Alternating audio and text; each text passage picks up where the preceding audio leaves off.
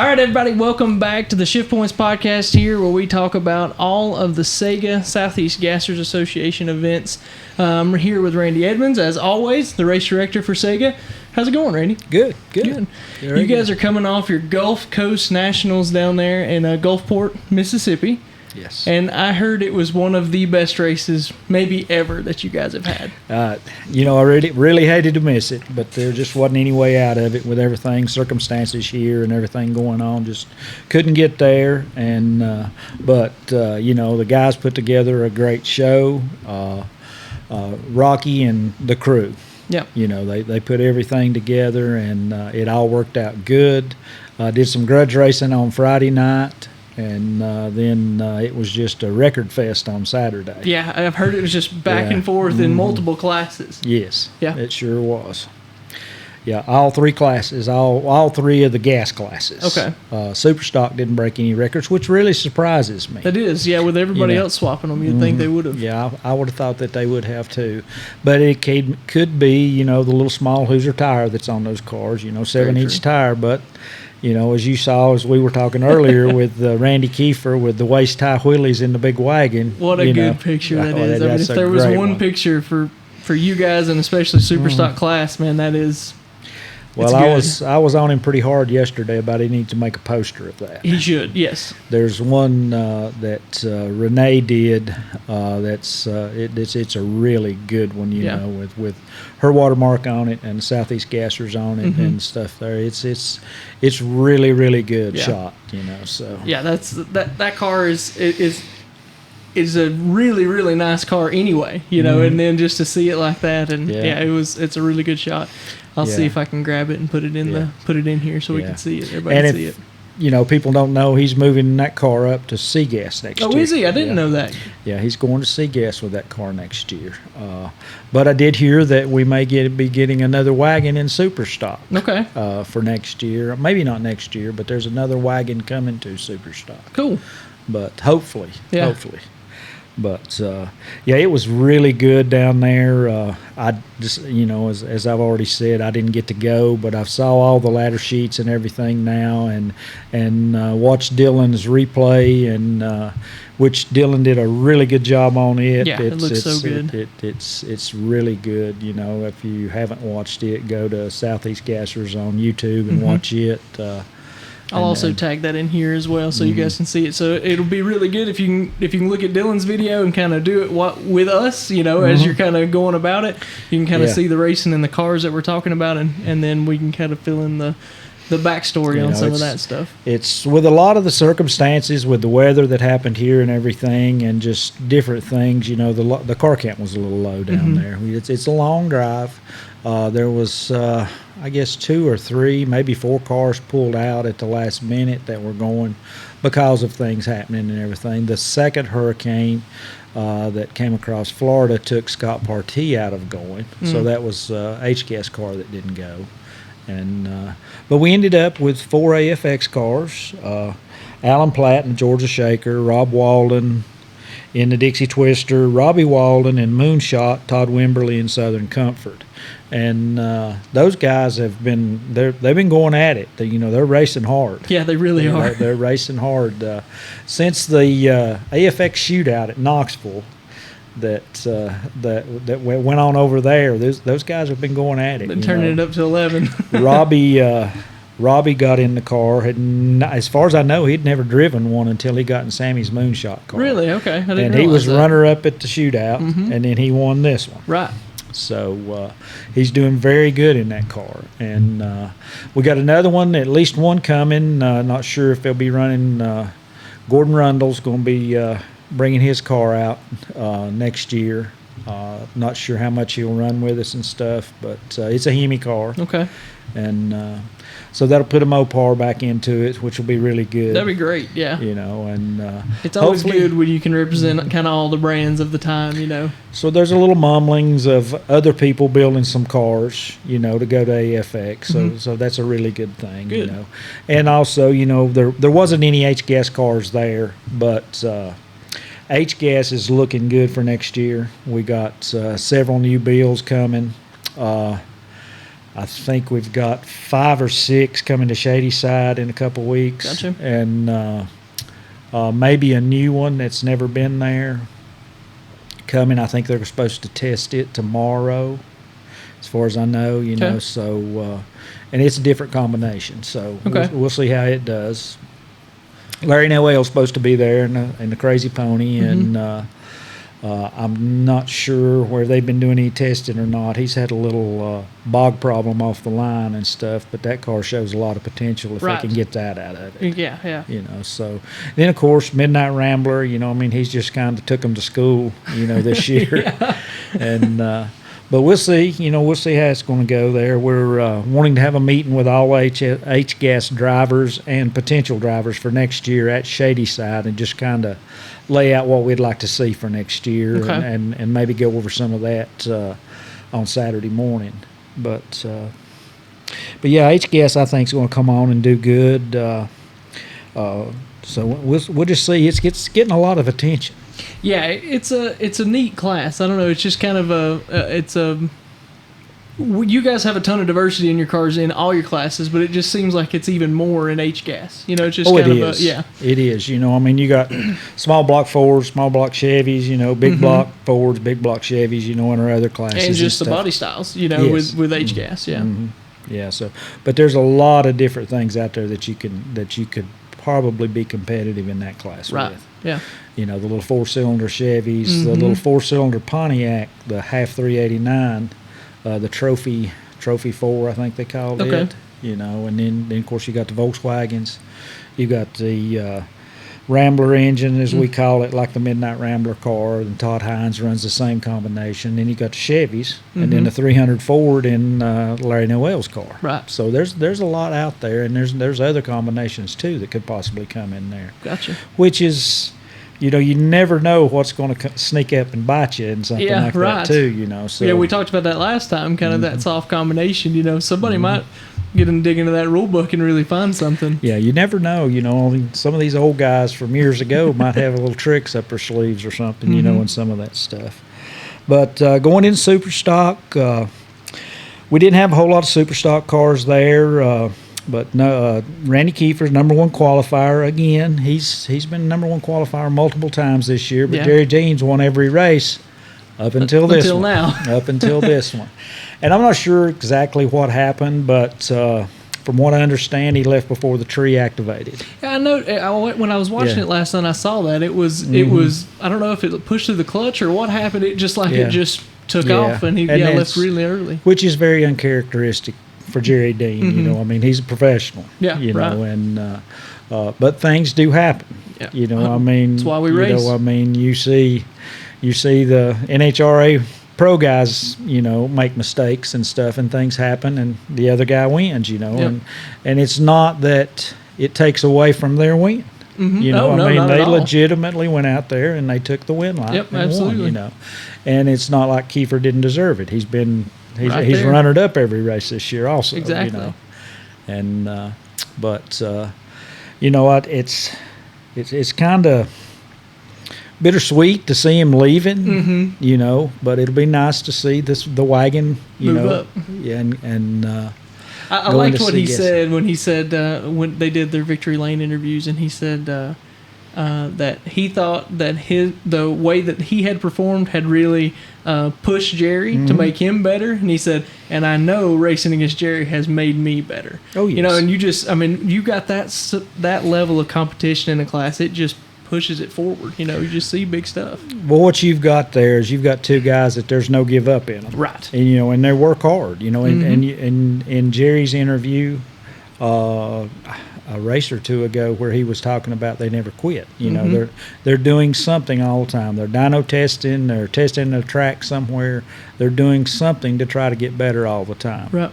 You know, Kiefer the same way, and his crew. Yep. You know, and of course you got you know, Jerry Dean with Karen Mitchell and her father and everything there, and that, you know, so they've got a lot of knowledge in that team also. You know, but as Quayne has said, and I've heard Quayne say it many times, that, the race is won in the shop. Mm-hmm. And you can't leave the car in the trailer and expect to go out there and you might look up and win one or run good, and not do anything to the car between races. But you're not going to consistently do that. Right, exactly. It's the guys that work hard between the races that win races. Right. So like I say, it was good to see Kiefer win one. Hated to see Jerry lose that way. Mm-hmm. But I'm sure that Dean is not done. Oh no, I imagine not. But I imagine that $700 bounty probably felt pretty good to Randy as well. I'm sure it did, and then he and his family were staying for a few days too, so they had a little party money. There you go, perfect. Yeah, that's good, because I know if you've watched the podcast before, you know this about the Southeast Gassers. But if you win a race and you start winning multiples in a row, each one you win, it's $100 added into a bounty. So if you beat them, as that bounty grows, you get that money, and then if at the end of the season, if Jerry had won every race, he would have collected the bounty and took it home. So it's just something I love. That's something I love that you guys do. And that's paid by the organization, right? It's paid by the association, Southeast Gassers Association. That comes out of their pocket to pay that, but going into SEGAS. We had Todd Oden, number one qualifier, and but it ended up he got took out by Jaron Purdue in the semifinals. Yep, he was racing the stud muffin car, right? Yep. The record changed 7 times during 7 different times. I won't say it changed 7 different times, but it was actually ran below the previous record 7 times. By these 2 cars. Wow, that's crazy. Possibly, maybe even, I'm not sure if Tim Hall ran under it or not, but he had one run that was a 99.8, and I'm not sure if that would have been under it or not. I can't exactly remember what it was, but it was 99 something. But there was a lot back and forth, and there had been some back and forth between Quayne and Todd, and I saw that things too, and stuff, which is all good stuff. Very good, yeah. And Todd tied up the championship. Oh, okay. While he was there, the championship is his, showing up at Shadyside. But the record is now a 5.96 with a 5. Jaron Purdue. Yeah, right. So he holds the record now. Yeah. And I know that Todd's already said don't. I saw some pictures he'd put up. Don't get used to having it. He's coming. Yeah. He's coming for Shadyside. But Todd had taken that record from Tim Hall. Okay. So. And two, that it came down. Let me go ahead and do that. It came down to Tim Hall and Purdue. Purdue got a little squirrely in second gear, I guess it was, and Tim went on to win the race. But they were a lot of back and forth all day long, between these drivers. But Tim was like a bracket car. Yeah. Looking at the ladder and looking at the numbers, I'm just going to go ahead and throw this out there. Tim Hall ran a 602 flat, 602 with a 7, 602 with a 1. Then he ran a 99 with a 8. Then he ran a 602 with a 7 to win. Wow. So I mean, it's a bracket car. And that's so hard to do. Yes. And but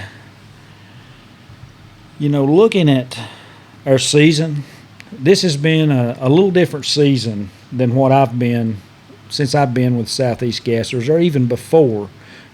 All 3 of the classes, or 4 of the classes, the championship's tied up going in Shadyside. Yeah. I mean, any of these guys, all they got to do is show up. Yeah. And they've got the championship. Some's already got it sewed up. Mm-hmm. But it's a little different, I mean, you look at, say, Superstock. Ron Allison, Pop, he pulled out a Superstock. He was a contender in Superstock any race you went to. Mm-hmm. You had Rick Marner pull out a Superstock. He was a contender. Won most of the races last year. Yeah. So that opened Superstock up to be different this year. Right. And but you lost two of the top cars out of that class, so that moved Randy and Dean up there, Jerry Dean up there. But then you go into SEGAS, you have for multiple years now, Tim Hall has been the car to beat. The car, yeah. Along with Stud Muffin, Stud Muffin has always been right there. It's a two-time champion car. Leslie won a championship in it. Larry Floyd won a championship in it. Ricky never did really get the handle on the car and get as consistent as he needed to be in the car. Right. So with that car being out most of the year, that changed it up in SEGAS. Right. Tim wasn't on his game all year. Todd had a couple of bad years where he was having some dependability issues.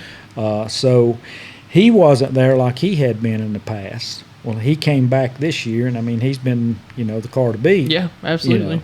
But also we didn't have Josh Pruitt in there this year. Josh Pruitt struggled. He won the first race, but then he struggled, and then he's missed a few races. So Josh Pruitt's always been a bullet out there that was hard to beat. Right. So, that's just like I say, Southeast Gassers has looked a little different this year in every class because of one or two people that wasn't there or wasn't performing up to what they had been. Normally had been, right. Yeah. But Tim Hall goes on to win that. It's his first win this year. And Todd is the champ. Diana got in the 20s. Oh, man, that's awesome. Diana made it into the 20s. And see, that's another team right there there's so much improvement in that team. It's been a joy for me to watch them improve. Dana drove the car for a little while, and then Diane got in it. And she has just improved. But I'm not going to quit. I'm not going to, they're going to get better and better and better, and she's caught attention this year. Yeah, oh yeah, she definitely has. She's going rounds, so, but it was good to see her going to 20s. I'm sure they was really excited. Sure. Hate I wasn't there to see that, but Mike Lander of Velocity Racing Carburetors, he stepped up and put some money up for just SEGAS. Okay.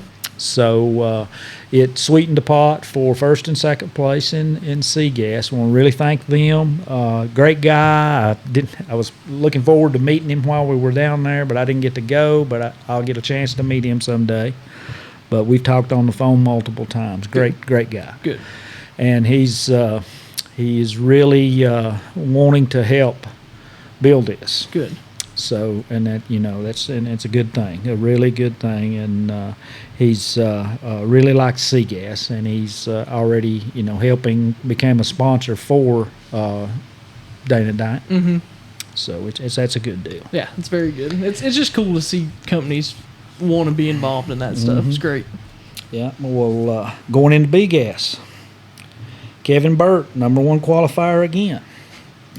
And he lowered his record 3 times. Man. So, but what some people don't realize is he sold the car. Sold the car to Alan Miller. Okay. But Alan asked him to drive it at Gulfport. And he went out, #1 qualifier, broke the record, went all the way down to the finals between him and Michael Oden. And Michael Oden gets his first win. 21 years old. 21 years old. Just a kid. What a smile. Oh, I know, yeah. His Victory Lane interview was so good. He could tell he was just really, really excited to be there. But he's not really a rookie. He spent some time in Superstock and stuff, but which this car here is, I'm sure the car is probably easier to drive than the Superstock car. Oh, really? Just because of the bigger tire and everything. It's not as wild out on the big end for sure. But this car, some people may not realize it, but this is the old Annie Bird car. That car held a record for years. Gotcha. At a 575. Wow. Everybody was all over it, but they never could beat it. And, it was multiple years, 3 years or better, 4 years maybe. that the record was 575 in B gas, and now it's 559 with a 1. It just blows my mind. These cars are just, all of them are so fast. Mm-hmm. And Michael got a whole shot win on him. Mm-hmm. You know, he was faster than Michael, but Michael got him on the tree, and that's crew, what that family, you could tell that just meant the world to all of them. Just even on the starting line, they were just wound up excited. Yeah, they sure were, and they should have been. Absolutely. You know, it's Michael got into the 60s this weekend. You know, he I think just about every run was in the 60s. Maybe one of his qualifying runs wasn't. So, yeah, but he was right there. You know, all day. But good to see that Kevin Burt's going to be driving that car again at Shadyside. Right. So I was glad to see that. Alan Miller is the one that bought the car. He will be getting in the car and racing with us next year. Gotcha. Cool. So as a lot of people have found out, it looks easy till you get in one. Till you do it. till you get in one and you realize that it's not as easy as it looks. It feels like we talk about it every time we're in here, but man, this is a competition like on another level in all these classes, and each one you move up, it just gets tighter and tighter. I know one of the interviews with Todd was talking about the competition.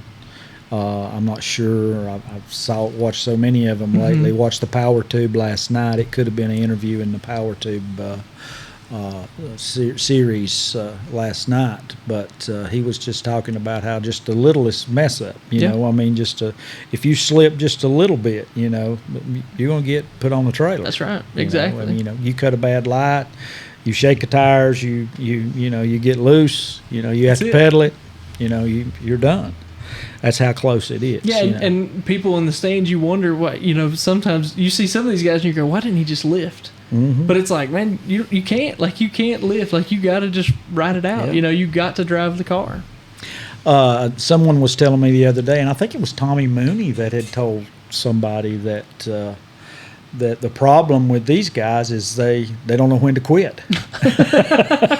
He said if you're out there in a pro mod, you know real quick you got to get out of it, you know, and that could be some of what you see, you know, as these guys get out there and they just stay in it and drive it on out of it, but you get some of the professional pro mod drivers that get out there and they'll go ahead and get out of it. Yeah, right. You know, just, you know, and that could be some of it, you know, but some of them they just drive. Let's drive it, you know, I mean, I see it and I'm thinking, my gosh, why did you stay in it? I mean, I see them out there on practice, you know, and they stay in it and they're all over the track, you know, and just, you know, go ahead and get out of it is what I would do. But anyway, Daniel Haynes, 2024 champ, Big S champ. He's been right there for several years now. Great team, hard-working team. He and his family work hard on that car, and he is the 2024 champ. Great. All he's got to do is show up at Shadyside. And that's another one. I'll go ahead and speak a little about that. The B-Gas is just like C-Gas and Superstock. It's a little different this year because you've had Ted, and Ted struggled some this year. Champ last year, struggled this year. He struggled some this year. He's got a new engine combination. I don't think he's ever received that, you know, and so he's still with the same combination he had last year. But he struggled a little bit on different things, you know, the car not hooking, the car not performing like it has in the past. And but he did. I mean, you know, he held a record at one time this year, maybe more than that. Yeah. You know, so the car has at times performed like it should have. Right. You know, and but he and Daniel's had some battles. Yeah. You know, this year. But then you look at, just like I was saying before there, you know, you just like Josh Pruitt not being in C-Gas, you know, that changed the whole deal. You know, Josh not being there like he has been. But we haven't had Colby much this year. Colby's always a contender when he shows up. Yeah. So there's a big ass contender that's not been there much this year. Right. So that changed the It is amazing. Just one person difference can just completely change the dynamic of a whole class. Exactly. And So going into AGAS, Leslie, number one qualifier again, goes down to win again. Thing's a rocket ship. It's really going straight. It's so straight, yeah, and just on the string and fast. Yeah, and that's something that's just since, I guess,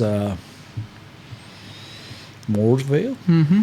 Since Mooresville, the car's just been just like you say, on a string. It's just been straight. It's not been erratic. He's been driving good. And so he's been there, and he's been running record times. Yeah, over and over. He and Ben were back and forth this weekend. Mm-hmm. Ben with Leslie's backup engine.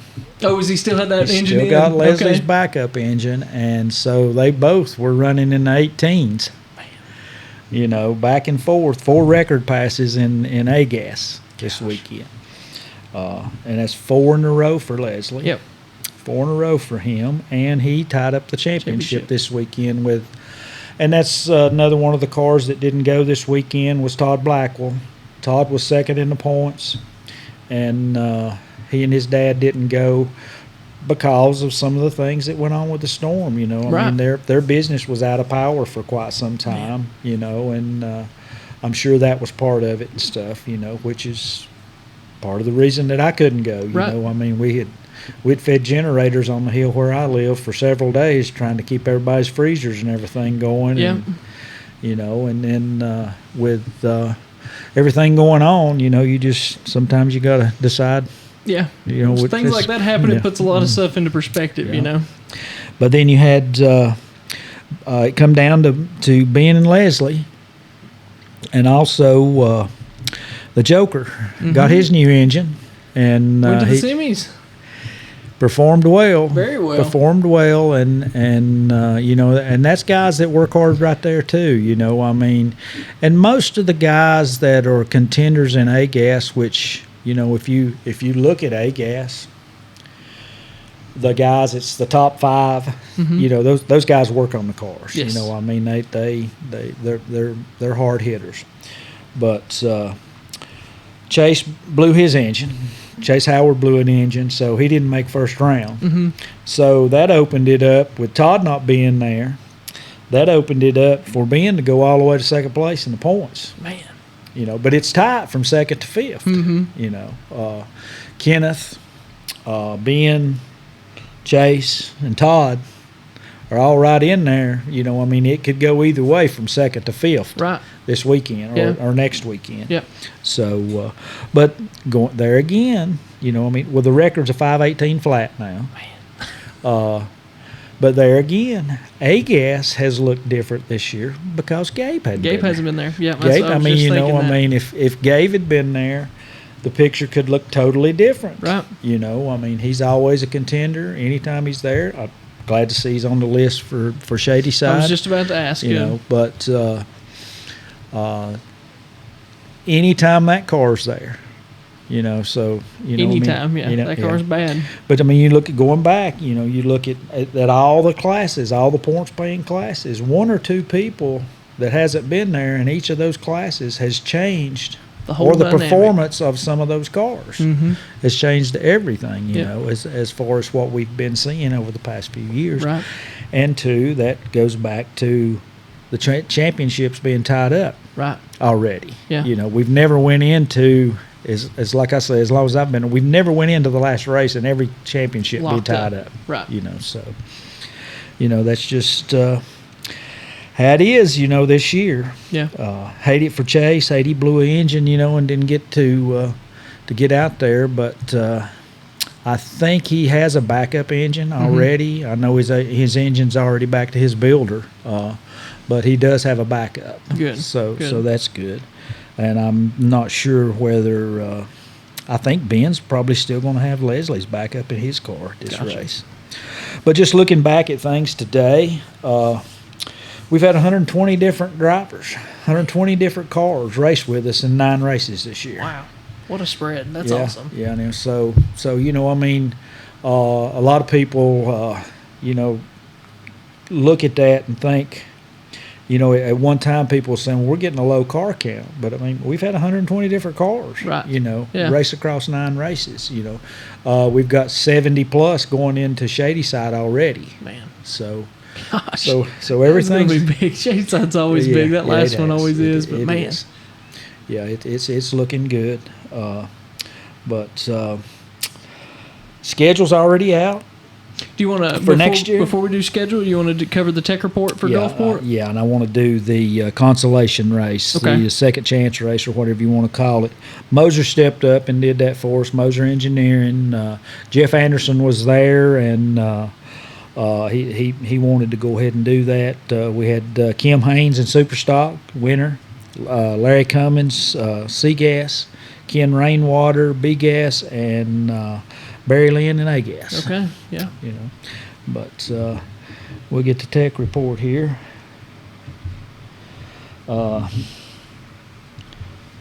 Gulfport race report, tech report. One new driver, Alan Miller, purchased Second Coming Nova. We advised him of driving and rules procedure. Ultimately, he decided to have Kevin drive this race. 7 world record fuel samples collected and tested. All gas classes passed fuel inspections. 2 P&Gs performed on Tim Hall and Michael Olden for class wins. Mm-hmm. And what they do is they seal those engines when they do a P&G. Okay. They've got I guess a procedure where they put a sealer on it, mm-hmm. and they make a design and take a picture of it. They've got it, and they can go back and look and see if anyone's broke that. Yeah. Okay. But if you've already had that done and you win, you don't have to P&G. Gotcha. Perfect. So that's why Tim Hall had done some changes to his car, and Michael Oden hadn't been P&G'd all year, I guess. All competitors were weight verified after all passes. No issues were noted. As the season is coming to a close, we have certified almost all the cars, so our tech load has started to drop of somewhat this race. I didn't include anything. Okay, let me go ahead and skip that.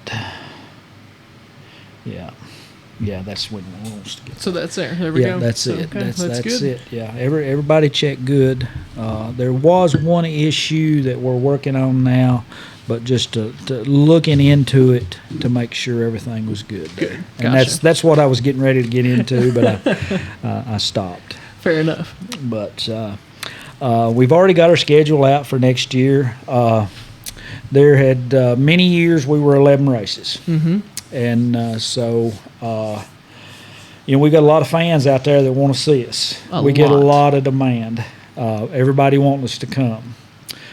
Since we put the schedule out, we've had tracks call and hang up on us. We've had, I've had multiple people call me. Actually, talked to one today that they really want to know why they didn't get on the list. Mm-hmm. Well, you got to understand, we had we actually ended up dropping 2 races, mm-hmm. 2 racetracks, and we added 1 race. So we had 3 places to fill. Right.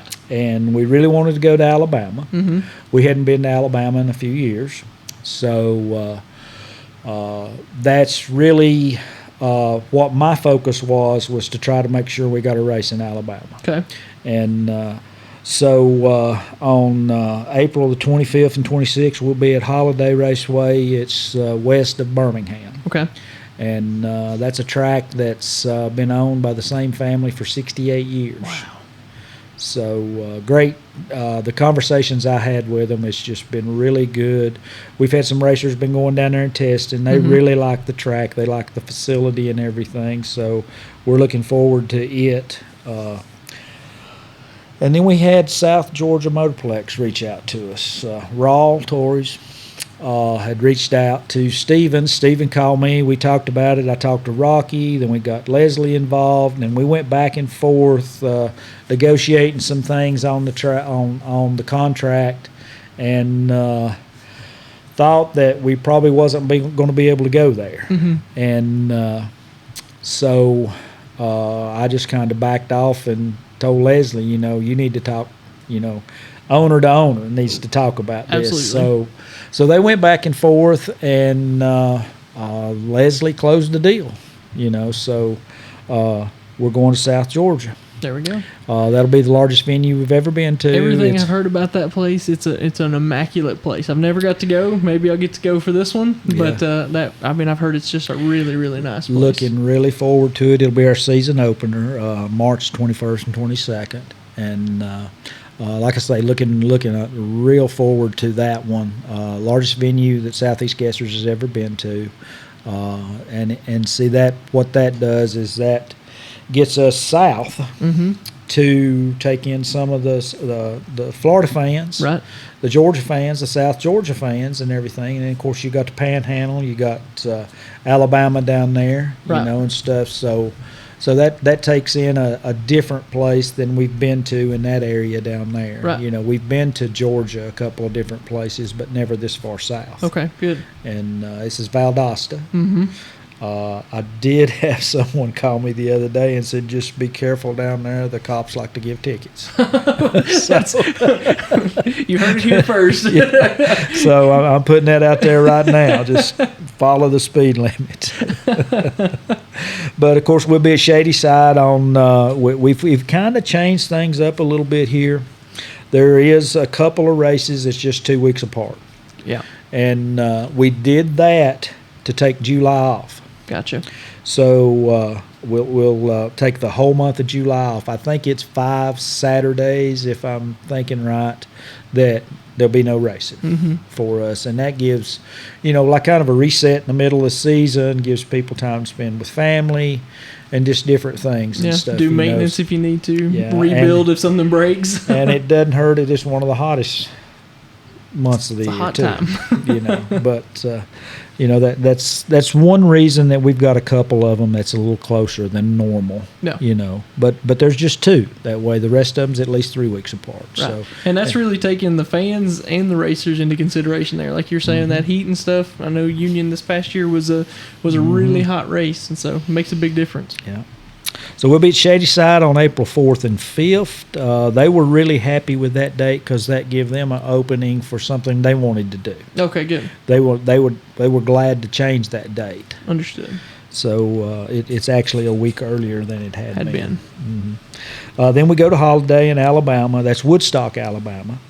And then Mooresville was one of our hotter races this year too. But we're going there in May this year, May 16th and 17th. It'll be quick. Mooresville will be pretty fast in May, I imagine. It'll be I think it will. I think it will. A lot of improvements going on there. They're widening the track. Oh, really? I didn't realize. Good. Yeah, they're widening it 6.5 feet, each lane wider, putting concrete walls, and they're extending the track. Okay, cool. Shutdown I didn't area. realize that. And they're also working on the parking lot and doing a lot of different things there. Cool. They're new owners there. Okay. New owners there. So, they're looking to improve the place. Right. And something that I hadn't realized, it's the oldest running track in North Carolina. Is it really? I didn't know that either. Oldest running track in North Carolina. It started out dirt drags. Really? Yeah. Do you know what year? I'm curious. I'll have to look it up. In the 50s. 50s, man. Wow. In the 50s. Yeah. I did not realize that. I didn't either. That's super cool. I did not either. As many times as I've been to Mooresville and everything, but I did not realize that. Then we'll go to Knoxville, West Claps track on 6th and 7th, June 6th and 7th. And then we'll be going to Kilcare in Ohio on June 27th and 28th.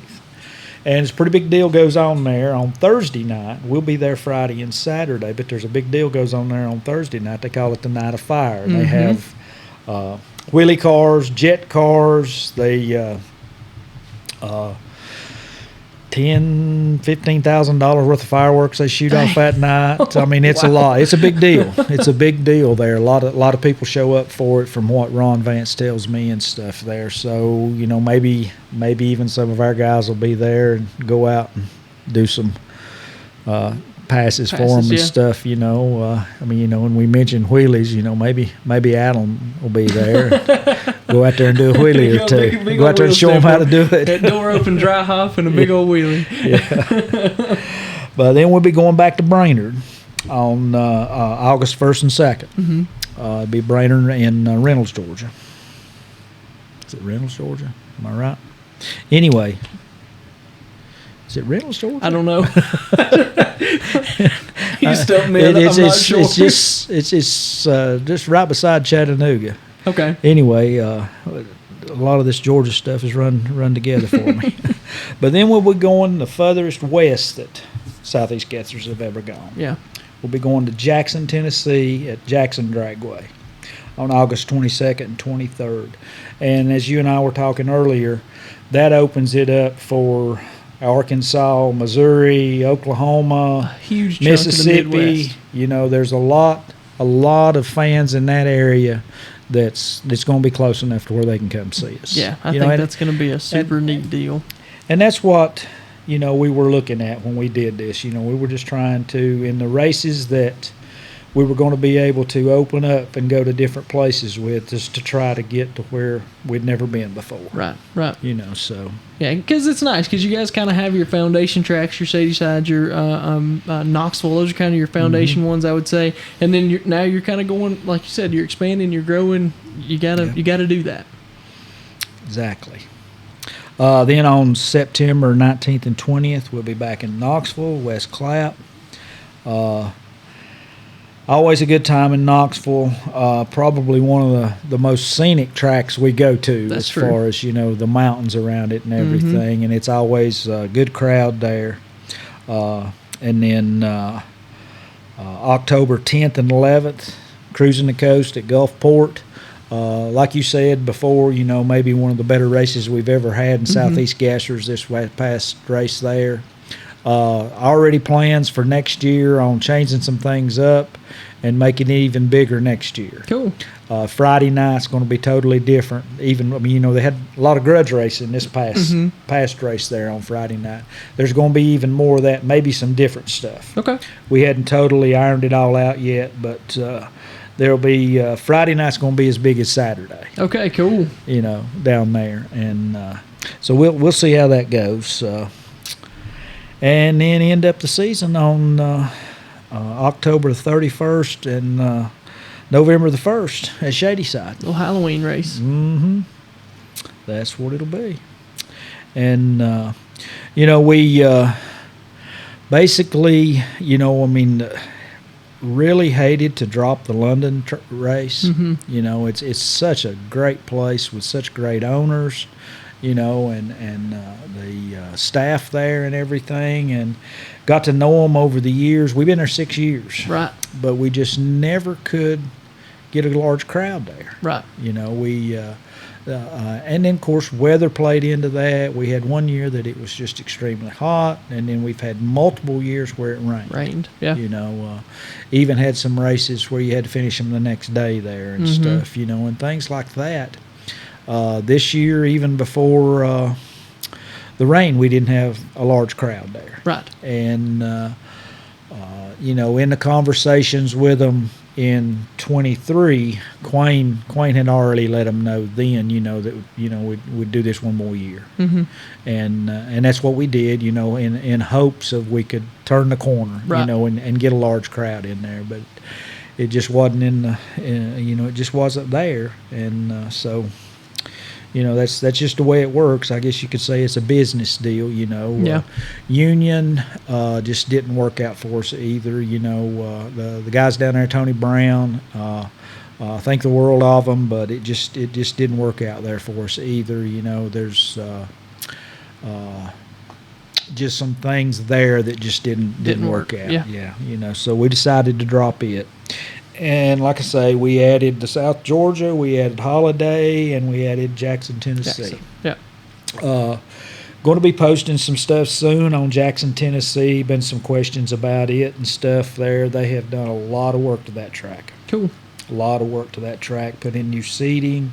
They have paved a tremendous amount of the pit area. They put in 50 amp plugs all over the place. They're putting in showers. So that's Don Baskin's track. Right. So lots going on there. Also, South Georgia, which will be our season opener. They have some hookups there. They have showers there and everything. So it's going to be a good one. I mean, there is a little travel, but if you look at it, and I looked at it from my address, and I looked at it from some of the other drivers' addresses, and it's really, just for instance, from my house to all of these tracks, and from, say, Birmingham, Alabama, where we have a lot of racers now, it ended up being the Birmingham, Alabama is 120 miles difference than from my house. Right. Round trip to all of them. And then if you look at, say, Atlanta, Georgia, which we have a lot of drivers in Georgia now. I didn't realize a lot that. of drivers. A lot of drivers. Rocky could tell you how many. He told me the other day, but I don't have it right on the top of my head. But it's actually like 200 miles difference for them, less for them. Right. So, it averages out pretty good. I mean, we've got Greg, which Greg drives a tremendous amount of miles. You've got he really does. You've got the Wallaces up in Illinois. You got Dana and Diana in West Virginia. And then you've got some New York drivers, Middle Dantries, and then John Weiss is from New York now that's running super stock with us. And but you can't have every race close to you. Yeah, it's hard. So you've kind of got to get a hub, and go from there. And last year was a really close race for a lot of the local drivers, Tennessee drivers. Actually, even myself, it was a short year for me, right. And I only chose Rocky and I only chose one race, and that was Brainerd last year. The rest of them were already locked in. And but last year was a really close race, and there was only 10 of them too. So adding that 11th race really, it put some few more miles into it. But for us to grow, and get better, and be better, and attract more fans, and drivers and cars, and it's going to do everything. Yeah, of course. And sponsors, and there's some things in the works on that, and. When Leslie and Wayne bought this, the plan was to grow this and go to the next levels. Yeah. And to do that, there's got to be some changes. Has to be. You can't remain the same and change. Right. So that's what we're doing, and feel good about it. Everything's looking up. We be going to PRI here in December. And. Looks like we've already got some meetings set up with people up there and everything. Great. So, the more fans we can get to stands, the more T-shirts these guys can sell, and that helps everybody. If you're selling T-shirts, you're helping your bill to get there. Exactly. And things like that. So if I know the T-shirt sales was probably good in Mississippi. I imagine. Record attendance on Friday night, record attendance for the history of Southeast Gassers, and a lot of records broke. Right. In Gulfport. And we already see and know things that can happen in Gulfport next year to make it even better and more spectators. Perfect. So go ahead and get your T-shirts made. Yeah, that's right. For Gulfport next year. But I think we've about kind of covered speaking it. about, we were talking about tracks that have made improvements. Next race is coming up here at Shadyside, November 1st and 2nd. They've made a bunch of improvements at this track, and I know those were present at the previous race earlier this year, but I'm sure they've done even more work. They have. They've done some grading, and it's going to be a little different there.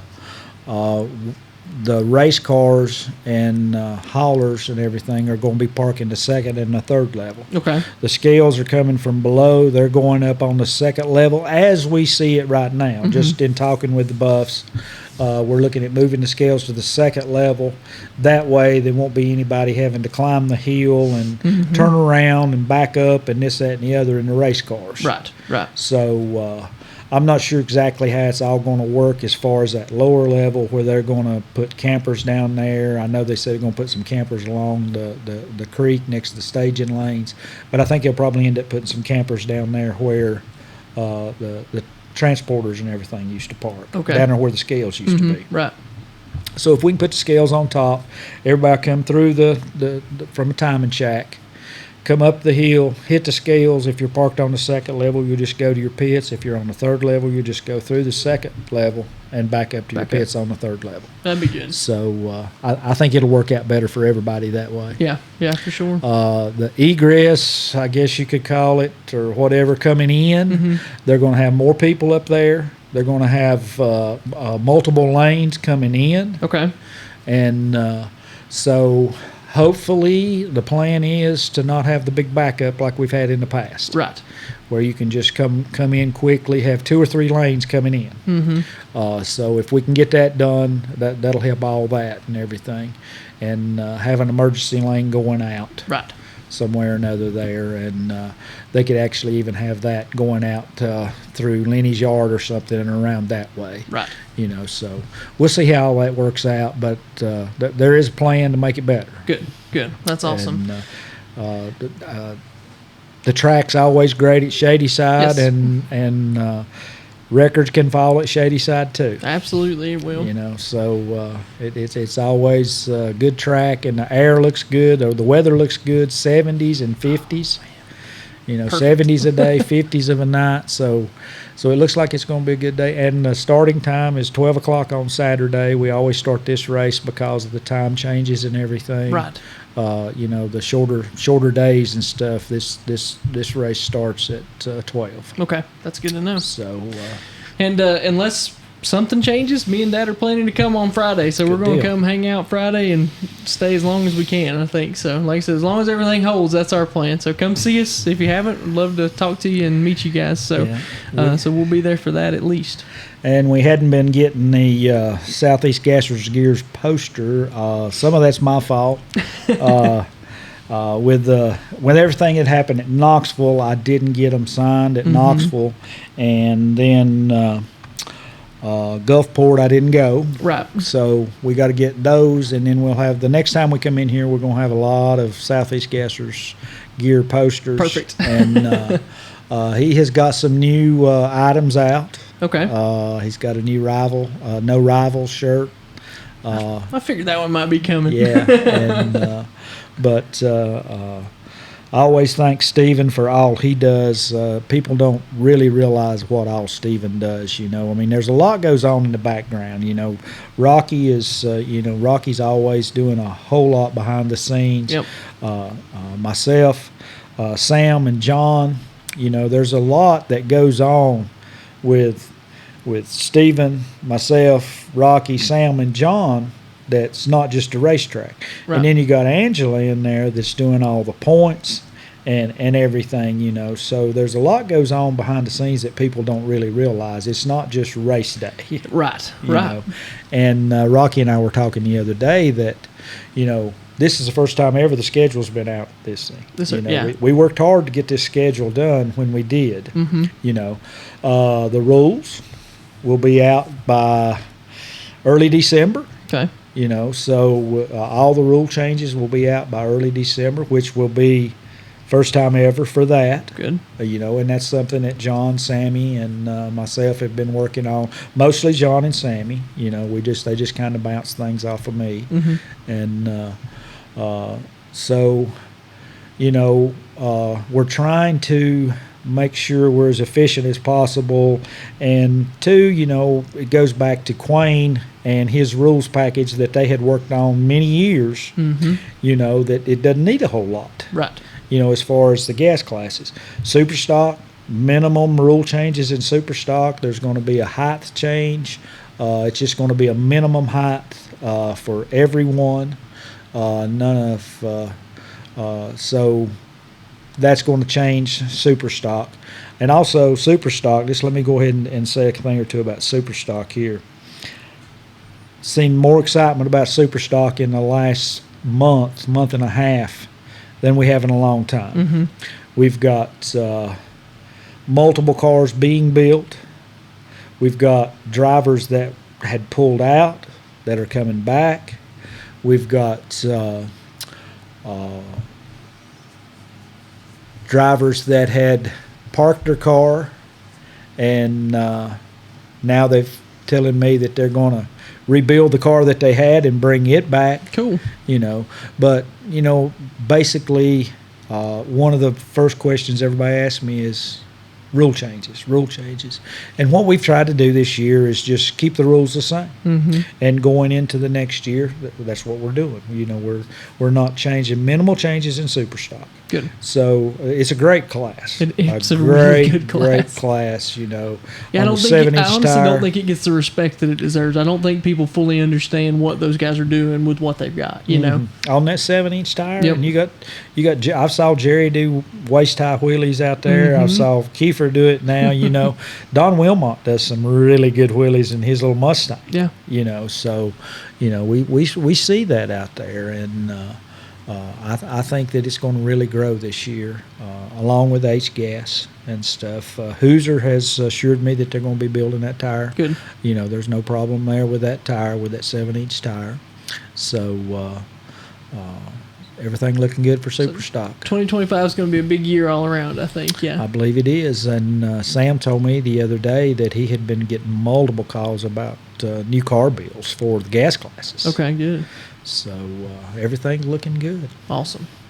That's good, man. We appreciate you coming in, of course, always. I hope you guys have enjoyed this. I hope you've learned something from it. That's what I always try and do, is hopefully that we teach you guys something that you didn't know before you got in here. Make sure you hit subscribe here for Shift Points. As always, thank you, Randy, for letting us be a part of this. We're looking forward to next year, and we're hoping that maybe we can make some improvements here on the podcast as well. And so if you guys have anything that you'd like to see or anything like that you would like to see us include in the podcast, let us know in the comments. That will be a big help for us as we kind of plan and think about next year. Like I said, we're really excited about it. Also, of course, follow Southeast Gassers on everything. They have all the social medias, Southeast Gasser Gear as well, and DH Media, PowerTube TV. You guys have your show with them. I know I'm missing others, but there's a lot of different groups and a lot of people that you guys can go follow on their social media accounts, and let them know that you found out because of Shift Points. Great. That's great. And then also, what our Shift Points come from G-Force. Yeah, exactly. Southeast Gassers Shift Points comes from G-Force. G-Force, yeah. Roby Myrick. Yeah, Roby, I'm excited to finally meet him. We've talked a lot, and I'm excited to talk to him. Mm-hmm. Yeah, talked to him on just a few hours ago. Good. He's a great guy. Great guy, and does a lot for Southeast So Gassers. much, yeah. I'm really interested to see him, because he's setting up at the track, rebuilding transmissions and re-gearing stuff right there at the track, and you just don't see that. I don't think it doesn't seem like something you see very often. It's amazing how many gets done in a weekend. I don't think that Roby's going to make Shady Side, but they will have a representative there doing the transmissions. Cool. Yeah, good deal. All right, guys, we appreciate you very much, and we will see you after Shady Side. Thank you. Thank you.